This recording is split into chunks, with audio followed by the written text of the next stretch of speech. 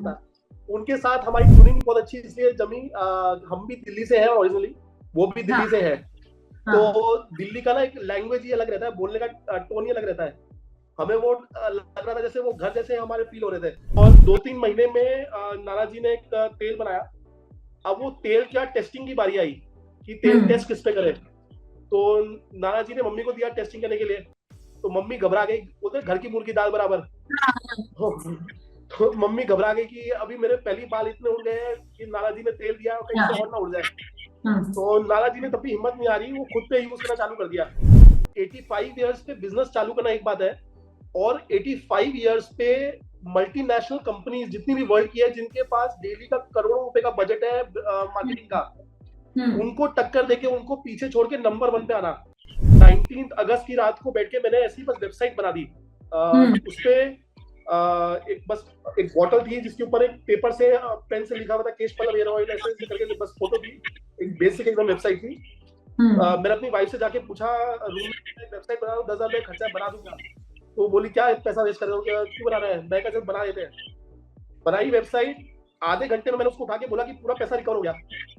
आधे घंटे के अंदर हमारे पास करीब 4-5 लाख के ऑर्डर आ गए थे। तो, कैसा एक्सपीरियंस आया शार्क टैंक का? आई मीन मतलब ये नया सीजन आया है शार्क टैंक का, लास्ट सीजन आपने, पहले तो मुझे ये बताओ, लास्ट सीजन फॉलो किया था? पूरा फॉलो मैं इनफैक्ट शार्क टैंक यूएसए भी जो वो आता है वो भी पूरा फॉलो करता हूँ मैं। शार्क टैंक इंडिया सीजन 1 जो था, वो भी मैंने हम्म एक एक एपिसोड 3-3 4-4 बार देखा है। क्योंकि बहुत कुछ सीखने को उससे मिलता है हमें। हम्म मतलब you learn a lot about entrepreneurship, कैसे बाकी लोग क्या गलती कर रहे हैं। मैंने कहीं से हम्म सीखा है कि कोई भी इंसान दो तरीके से सीखता है, या तो खुद की गलतियों से या दूसरों की गलतियों से। तो मैं हम्म। ट्राई करता हूँ कि दूसरों की गलती से सीखूं। तो इसमें शार्क टैंक बहुत हेल्प करता है। ओके। एक बार तो क्योंकि शार्क टैंक का शार्क लास्ट सीजन था, इससे पहले वाला, तो तब आपके बिजनेस का क्या स्टेटस था? लास्ट सीजन जब सीजन 1 आ रहा था, तब हमने बस बिजनेस चालू ही किया था। हम्म। इनफैक्ट वो हमारा जब ऑन एयर हुआ था तब हमें 5 to 6 मंथ्स हुए थे बिजनेस में। अच्छा। और उस समय क्या हुआ था, हमने ये घर से ब्रांड चालू किया था। और पहले महीने में हमें शार्क टैंक सीजन 1 से कॉल आ गया था। लेकिन हम लोग उस समय और जो ऑर्डर्स आए हुए थे उसी को फुलफिल नहीं कर पा रहे थे। हम्म हमें करीब करीब 3 महीना लग गया उन ऑर्डर्स को फुलफिल करने में, क्योंकि हमें एक दिन में हजारों, जैसे ही हमने अपना बिजनेस चालू किया, हमें कुछ ही दिन में इतने ऑर्डर्स आ गए कि उसको हम कैसे भी पूरा नहीं कर सकते थे घर से। तो हमने उस समय ऑफर डिक्लाइन कर दिया था। और हम्म। फिर जब वापस आया तो हम लोग तैयार थे इस अपॉर्चुनिटी के लिए, और हमने फुल इंटेंसिटी के साथ इस अपॉर्चुनिटी को कैप्चर किया। Oh okay. लेकिन क्योंकि देखिए, जो लोग शार्क टैंक देखते हैं, जैसे मैं देखती हूँ, तो मुझे तो पता है अब आपकी story, but there are many people जिन्होंने आपका एपिसोड नहीं देखा है। तो उनके लिए एक बार अपनी स्टोरी बताइए कि कैसे आपका ब्रांड अविनी हर्बल्स एक्चुअली स्टार्ट हुआ, और एग्जैक्टली क्या प्रोडक्ट्स आपके हैं? यस। सो अवीनी हर्बल की शुरुआत मतलब उसका जो बोलते हैं ना नींव, बहुत सालों पहले भागलपुर में रखी गई थी एक तरह से। मेरी नानी जी को पैरों का पेन, शुगर के बाद पैरों का पेन होना चालू हो गया था। तो नाना जी को आयुर्वेद में बहुत ज्यादा इंटरेस्ट था। तो उन्होंने उस समय रिसर्च करके नानी के लिए तेल बनाया पेन का, जो हम्म मतलब एकदम मैजिकल था। तो हम्म ये एक पहला था जब नाना जी ने कोई किसी के लिए कोई क्योर फाइंड किया था। और वो आज भी हमारे एक प्रोडक्ट है हमारा, ortho CP pain relief oil करके है हमारा। जी। और फिर एक डल पीरियड रहा। फिर क्या हुआ, कोविड के बाद मेरी मदर का बहुत तेजी से हेयर फॉल होने लग गया, फर्स्ट कोविड वेव के बाद। हम्म तो मम्मी ने मतलब मार्केट में अवेलेबल सारे प्रोडक्ट्स ट्राई किए, लेकिन उससे किसी से भी कोई रिजल्ट नहीं मिला। फिर मम्मी थक हार के नाना जी के पास गई, और ऑलमोस्ट समझो बस रोने वाली थी, क्योंकि पूरा एकदम पैच दिखने लग गया था मम्मी का। तो अब एक बोलते ना, एक फादर अपनी बेटी को ऐसे रोता हुआ नहीं देख सकता। तो फिर नाना जी ने क्या किया, वो एकदम ये उनका ट्रिगर मोमेंट था। उन्होंने फिर बहुत ही इंटेंसिटी के साथ इस पे काम करना चालू किया, इस पे रिसर्च करना चालू किया। और 2-3 महीने में नाना जी ने एक तेल बनाया। अब वो तेल क्या, टेस्टिंग की बारी आई कि तेल हम्म टेस्ट किस पे करे। तो नाना जी ने मम्मी को दिया टेस्टिंग करने के लिए। तो मम्मी घबरा गई, बोलते घर की मुर्गी दाल बराबर। तो मम्मी घबरा गई कि अभी मेरे पहली बाल इतने उड़ गए हैं कि नाना जी ने तेल दिया और कहीं से और ना उड़ जाए। तो नाना जी ने तब भी हिम्मत नहीं आ रही, वो खुद पे यूज करना चालू कर दिया। तो नाना जी का ना पहले पूरा फ्लैट स्क्रीन था, ऊपर जैसे होता ना, ये पूरा फ्लैट था, यहाँ पर से फिर वो क्या हुआ, हर महीने, हर 15 दिन में, 20 दिन में हमारे पास आते थे, दिखाते थे बाल आ गए, बाल आ गए, बाल आ गए, देख मेरे बाल आ गए। हमें लगता था वो डैंड्रफ है, क्योंकि नाना जी के वाइट बाल थे, तो वो डैंड्रफ जैसा दिखता था, छोटे छोटे। तो हमें लगा वो डैंड्रफ है। फिर एक दिन क्या हुआ, करीब 3 महीने के बाद हमें वो हाथ में चुभने लगा। फिर हमने क्या किया, मोबाइल को जूम करके वो देखा कि वो एक्चुअल में क्या है। तो पता चला वो बाल थे, वो जो उग रहे थे नाना जी के सर पे, नए बाल थे वो। तो तब हमें रियलाइज हुआ कि ये कुछ मैजिकल प्रोडक्ट बन गया है। फिर क्या हुआ, जैसे अब फैमिली में मेरी मौसी के सबके हेयर फॉल की दिक्कत आजकल सबके घर में रहती है। तो नाना जी ने मम्मी ने यूज करना चालू किया, मम्मी का ठीक हो गया, फिर बाकी सबको देना चालू किया, तो सबका ठीक होने लग गया। अब इससे इंस्पायर होके मम्मी ने क्या सोचा कि इसको अपने बिजनेस के रूप में करते हैं। मम्मी घर पे खाली थी, कुछ काम नहीं था कोविड के बाद, तो मम्मी ने सोचा इसको बिजनेस के रूप में करते हैं। तो मम्मी ने और नाना जी ने इंस्टाग्राम पे पेज बनाया और एक सोशल मीडिया मार्केटिंग के लिए एक लेडी को रखा। वो महीने का कुछ 20,000 रुपए लेती थी और दिन के एक दो ऑर्डर आते थे। मेरी वाइफ भी ना सोशल मीडिया इन्फ्लुएंसर है, उसके करीब अभी 5.25 लाख फॉलोअर है, वो पेरेंटिंग ब्लॉगर है।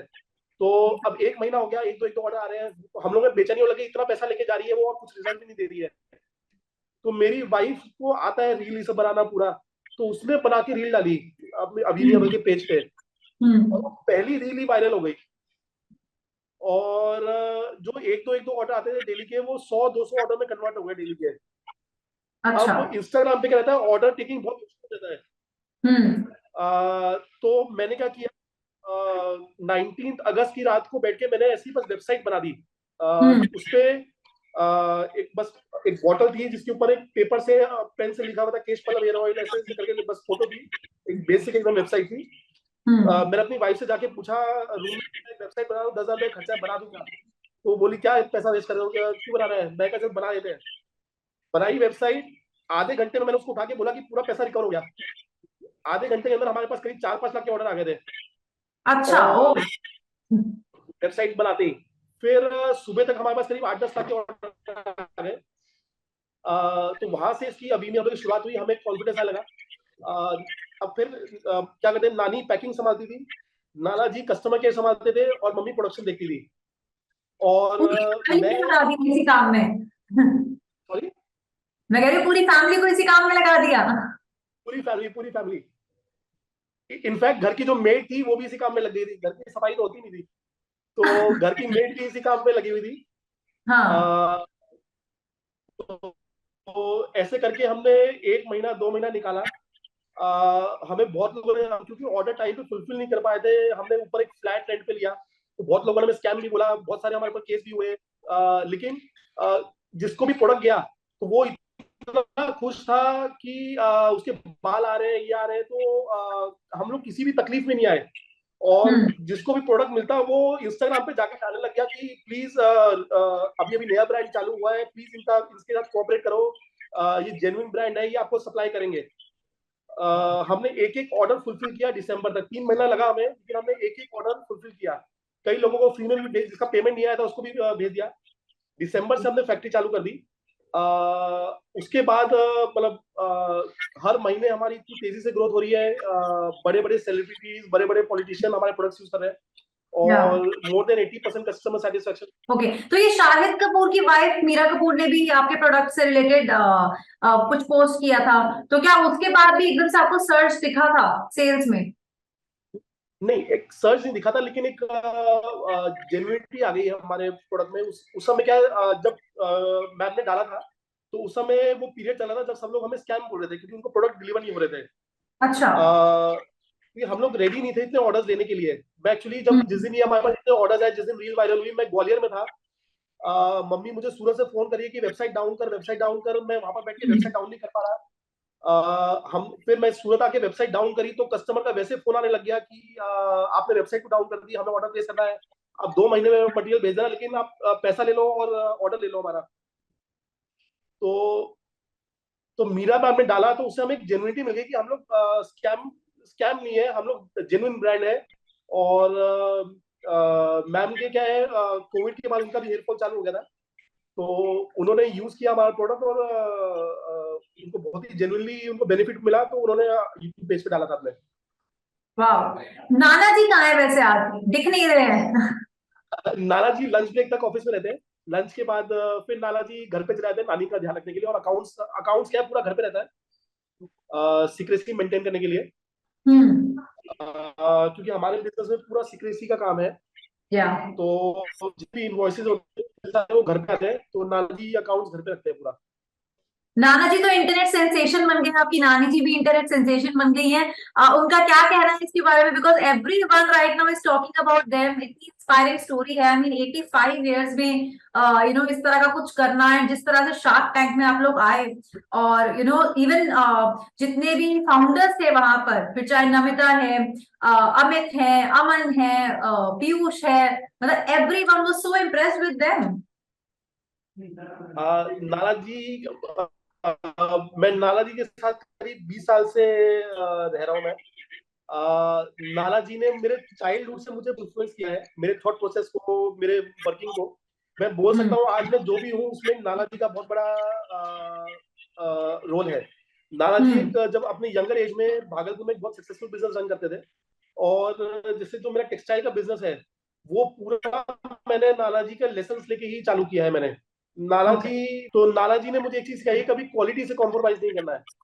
तो वो सेम चीज हम लोग अभी भी फॉलो कर रहे हैं, और मेरे टेक्सटाइल बिजनेस में भी फॉलो कर रहे हैं। हम लोग लॉस कर लेंगे लेकिन क्वालिटी से कॉम्प्रोमाइज नहीं करेंगे, ये एक हमारा वो रूल है। कॉस्ट टू कॉस्ट बेच लेंगे, लॉस करें बेच लेंगे, लेकिन क्वालिटी से कॉम्प्रोमाइज नहीं करना है हमें।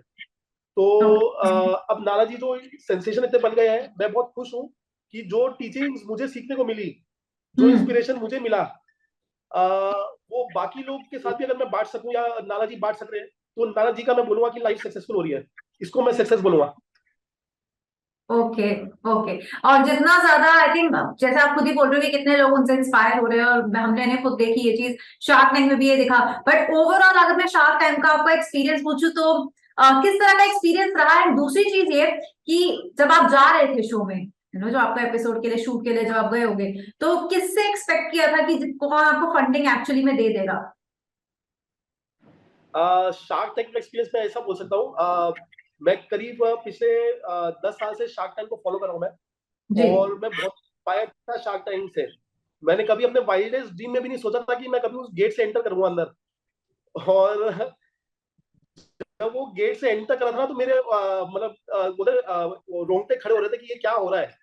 हम्म। और पूरी जर्नी जो थी, जो हमें इंटरव्यूज देने पड़े, जो भी हमें सारे राउंड्स पास करने पड़े, वो अपने बिजनेस को सीखने के लिए भी बहुत एक इम्पोर्टेंट था उसमें, क्योंकि उनके क्वेश्चन से हम अपने आप को भी जान रहे थे कि हम कौन है, हम क्या कर रहे हैं। तो इन टोटल बहुत ही out of the world experience था। कैसे वहां पर शूटिंग हो रही थी, कैसे स्टूडियो होता है, कैसे शार्क्स बैठे थे, मतलब उनका ऑरा, मतलब everything was out of the world. With regards to किससे एक्सपेक्टेशन थी, हम लोग किसी से भी एक्सपेक्टेशन लेके नहीं गए थे कि पर्टिकुलर इस शार्क से लेना है। मेरे मेरे हिसाब से वहां पर जितने भी शार्क्स बैठे हैं, जैसे सोनी की टीम ने हमें वाउच करके बहुत ही भीड़ में से हीरे चुन के लेके आए हैं कंटेस्टेंट, वैसे ही सोनी की टीम भीड़ में से बहुत ही तराश के हीरे चुन के लेके आए हैं एज अ शार्क्स। तो या उसमें से कोई भी शार्क अगर हमारे साथ ऑनबोर्ड होता, तो अगर मेरी सेल आज जो भी है उससे कम से कम 10 टाइम्स बढ़ जाती। जी। तो कोई भी शार्क ऐसा हमने कोई भी नहीं रखा था कि इससे हमें बस था कि किसी से भी मिल जाए। सबसे ज्यादा फन शार्क कौन था सेट पर, क्योंकि ऑन द स्क्रीन तो हमें चीजें अलग में भी दिखती है थोड़ी, बट ऑफ द स्क्रीन चीजें अलग हो रही होती है सेट पर। तो सबसे फन शार्क कौन लगा था आपको, जो बहुत एज जेन्युइन ऑलवेज लगा। अमन गुप्ता। As always Aman Gupta. उनके साथ हमारी ट्यूनिंग बहुत अच्छी इसलिए जमी, हम भी दिल्ली से हैं ओरिजिनली, वो भी दिल्ली हाँ। से है। तो हाँ। दिल्ली का ना एक लैंग्वेज ही अलग रहता है, बोलने का टोन ही अलग रहता है। हम्म। वो हम लोग दिल्ली में बोलते हैं, लठमार बोली बोलते हैं इसको। तो हमें वो लग रहा था जैसे वो घर जैसे हमारे फील हो रहे थे। बहुत दिन हम्म। के बाद हमने वो लैंग्वेज सुनी हमने, तो उनके साथ बहुत अच्छी हमारा रेपो हुआ था वहां पर। Okay great. आई थिंक ये हम लोगों को स्क्रीन पर ही वैसे ऐसे ही दिखता है कि अमन बहुत मस्ती के मूड में होते हैं, और कभी कभी नमिता भी उनके साथ बहुत मस्ती करती है, कभी विनीता भी उनके साथ बहुत मस्ती करती हुई दिखती है। तो आई थिंक उनकी एक इमेज ही ऐसी बन गया है। ऑन दी अदर हैंड अनुपम एक ऐसे भी वन ऑफ द शार्क्स हमें नोटिस में आया है सबको, लाइक ये चीज मुझे लगता है हर कोई अग्री करेगा कि बहुत ही नॉलेजेबल एंड देखिए बिल्कुल घुसे हुए हैं शो के अंदर, वो प्रॉपर आपको दिखता है कहीं ना कहीं। मैं जो सबसे ज्यादा इन्फ्लुएंस हुआ था अमित जैन जी से हुआ था। जब हम लोग टैंक में घुस रहे थे तो हमें थोड़ा सा डर लग रहा था कि अश्लील जी की जगह कौन आया है, और हम लोग जानते नहीं थे कि अमित जैन जी कौन है। तो जब घुस रहे थे तो हमें डर लग रहा था, लेकिन वहां पर जाके हम लोग उनकी ऑरा से अमेज हो गए थे कि ये मतलब अनुपम जी को टक्कर देने के लिए कोई आ गया, ऐसा था। तो मतलब ओवरऑल एक्सपीरियंस आपका बहुत बढ़िया रहा शार्क टैंक का। बहुत बढ़िया। सोनी टीम ने एक चीज नहीं दिखाई, जब हम लोग निकल रहे थे तो सारे शार्क्स ने खड़ो के हमारे लिए ताली बजाई थी, और हमें फंडिंग नहीं मिली, लेकिन उसके बाद भी सारे शार्क्स ने खड़े होकर ताली बजाई थी हमारे लिए। तो ये एक मतलब बस आंख में आंसू वाले रह गए थे उस समय। ये एक बहुत बड़ी हमारे लिए उपलब्धि थी। आई थिंक वो भी चीज है। दूसरी तरफ कहीं ना कहीं नाना जी से आपके इतने इम्प्रेस थे और इतने इंस्पायर्ड थे उनकी जर्नी को लेकर कि एक वो वाला मोमेंट भी कहीं ना कहीं आ गया था कि एक इंस्पिरेशन हमें मिली है। बिकॉज यूजुअली जब हम शार्क टैंक पे देखते हैं जितने भी पिक्चर्स आते हैं वो लोग या तो मिडिल एज होते हैं, यंग होते हैं, एंड कि कोई 85 ईयर का इंसान आ रहा है, देन उसकी फैमिली साथ में आ रही है, वो अपनी जर्नी बता रहे हैं, अपने प्रोडक्ट के बारे में बता रहे हैं, तो एक अपने आप में एक बहुत इंस्पायरिंग बात होती है कहीं ना कहीं। तो मुझे इसके लगता है अलावा वो एक और चीज आपको बताऊंगा। 85 इयर्स पे बिजनेस चालू करना एक बात है, और 85 इयर्स पे मल्टीनेशनल कंपनीज जितनी भी वर्ल्ड की है, जिनके पास डेली का करोड़ों रुपए का बजट है मार्केटिंग का, उनको टक्कर देके उनको पीछे छोड़ के नंबर 1 पे आना। We are number 1 in beauty category on Amazon। Okay. हमारे बाकी सारे ब्रांड्स हमारे पीछे है। तो ये कोई छोटी मोटी बात नहीं है, मतलब 85-86 इयर्स पे बिजनेस चालू करके उसको इतना सक्सेसफुल बनाना, एक ये एक बार अपने आप में। डील क्रैक नहीं हुई तो कैसी फीलिंग थी? लाइक लगा था कि बहुत हार्ट ब्रोकन हो, या लगा था कि इट्स पार्ट एंड पार्सल, ऐसा जरूरी नहीं था कि फंडिंग मिलती ही? नहीं, हमें ना बहुत उम्मीद थी। एक्चुअली क्या है, हमारे ना ये जो प्रीमाइसेस है बहुत छोटी पड़ रही है हमें, जी। और हमें बहुत क्या रहता है, फैक्ट्री जैसे भी हमारा रेंटेड प्रीमाइसेस है फैक्ट्री का, और मशीन एक बार इंस्टॉल हो जाती है फिर उसका उसको शिफ्ट करना बहुत मुश्किल काम है। तो अभी हमें ना बहुत जरूरत है खुद की फैक्ट्री की। उसमें हमारा एक बहुत बड़ा कैपेक्स लगने वाला है, तो हमें फंडिंग की बहुत ज्यादा जरूरत थी। अगर फंडिंग उससे ज्यादा हमारी ग्रोथ बहुत हैम्पर हो रही है। तो मैं तो पर्सनली बहुत ज्यादा हार्ट ब्रोकन था। फंडिंग आनी चाहिए थी, मे भी बाद में आएगी। बस वही होप कर रहा हूँ कि कोई भी एक शार्क बस मुझे आजकल में कॉल कर दे और मैं बस उनको हाँ बोल दूँ। इंशाल्लाह, यू नेवर नो, क्या पता हो जाए।